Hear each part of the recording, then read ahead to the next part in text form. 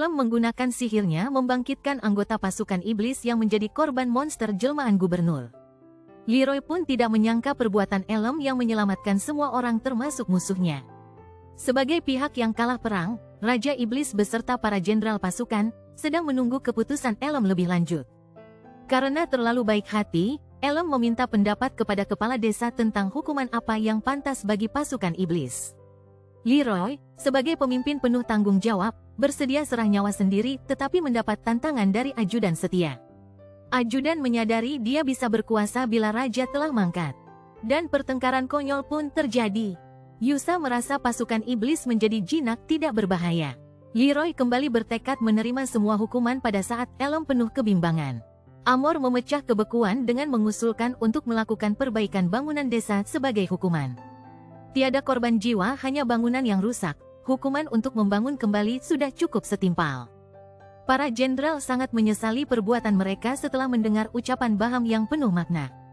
Karena keputusan sudah bulat, Elem mengajak semuanya untuk bersantap bersama. Raja Iblis Loli dengan jenderalnya takjub dengan nikmatnya hidangan buatan Chef Elem. Menyadarkan Elem betapa menyedihkannya kehidupan di dalam pasukan Raja Iblis. Pekerjaan pembangunan dan perbaikan desa pun dimulai. Dan dalangnya, si gubernur jelek mendapat hukuman dari kaisar kerajaan. Pembangunan dan perbaikan desa akhirnya purna dengan sempurna. Elem mengucapkan terima kasih atas kerjasama dan kerja bagus dari pasukan iblis. Tiba-tiba kepala desa meminta bantuan kepada Elem. Memohon Elem untuk menjadi kepala desa menggantikan dirinya. Elem beralasan, dia adalah warga baru, tidak semestinya memimpin desa. Kepala desa menyatakan itu bukanlah masalah, karena dari para tetua hingga anak-anak pun telah menyetujui. Amor juga menyatakan, semua perbuatan Elem dilakukan untuk kepentingan kemakmuran desa semata. Atas keputusan bersama para warga, Elem pun bersedia menjadi kepala desa. Dan sambutan riuh diterima atas kebersediaan Elem.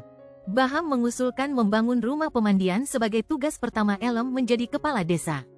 Meminta para gadis untuk mencoba bagian ruangan wanitanya, yang dikomentari Amor, ide dan realisasi Elem terlalu ajaib.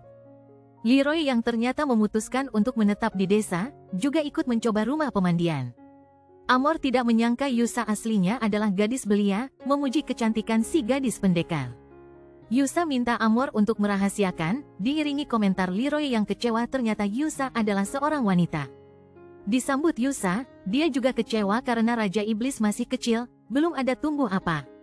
Amor melerai keduanya dan mengajak mereka untuk mengintip Elem mandi di ruang sebelah. Di ruang sebelah, Elem sedang memandikan seseorang. Yang ternyata adalah Baham dalam wujud manusianya. Baham menyatakan dia adalah androgini karena kebingungan si Amor. Amor gagal melihat bentuk kejantanan Elem, protes kenapa pakai celana renang pada saat mandi. Leroy ingin pakai celana renang dan Yusa memuji tubuh perkasa si Elem. Dan Elem melempar keluar semua sembari mengingatkan mereka berada di kamar mandi pria. Sementara di ruang ganti, Leroy mencari pakaiannya yang lenyap dari keranjang. Amor adalah wanita berbudaya, mengganti pakaian Leroy menjadi seragam dayang. Leroy kini jadi dayang loli cute, menerima pekerjaan sebagai SPG toko akibat akal bulus si Amor.